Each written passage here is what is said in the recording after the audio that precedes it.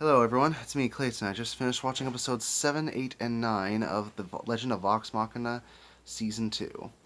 So after the brutal end to the mid-season finale of The Legend of Vox Machina Season 2, we end up with several characters in the Fey realm, that being Percy, Vex, Vax, and Keyleth.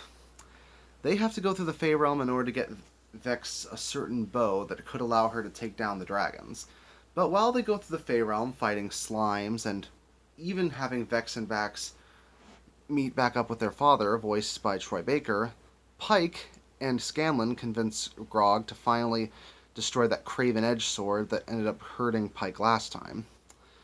But when the sword's destroyed, his muscles end up being Grog's muscles end up going away, leaving him as basically less of a member of the herd than you'd think he'd be.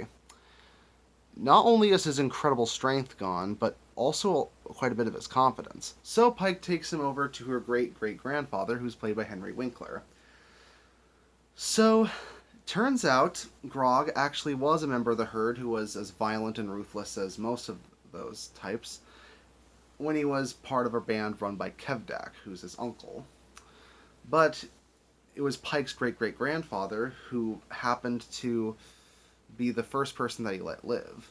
This caused him to be exiled from the herd, and it's ultimately what led him to join Pike and Vox Machina in the first place. So I appreciate that not only are we getting Grog's backstory, but also Vex and Vax's here, as Vex has to face off against a forest spirit in order to get the bow, and as seen at the end of the ninth episode, Grog has to take on his uncle. These are very emotional and physical battles, and they're made all the better because of the great animation that supports them.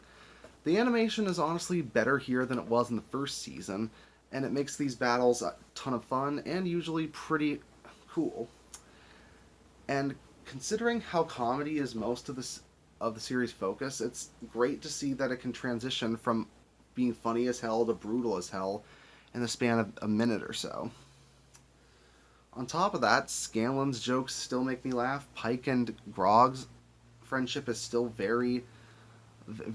it's still very enjoyable, and I do appreciate how the herd is actually working with the dragon to increase their villainous cred, even if it does feel like Kevdak's kind of a one-dimensional villain who seems like he has no redeeming qualities at all, meaning it's not going to be a problem if Grog ends up killing him in order to fully get his revenge. Maybe he'll even fully regain his strength when he manages to get his vestige.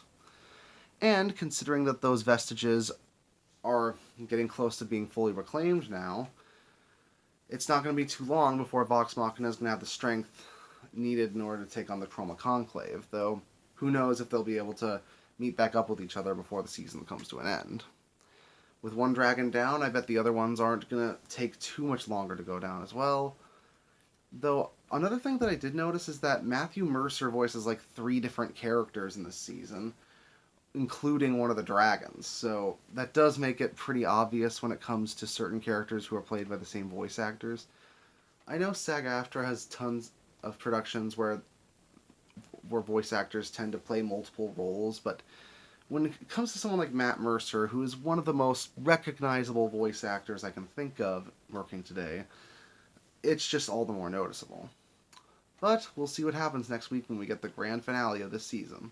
See you next time.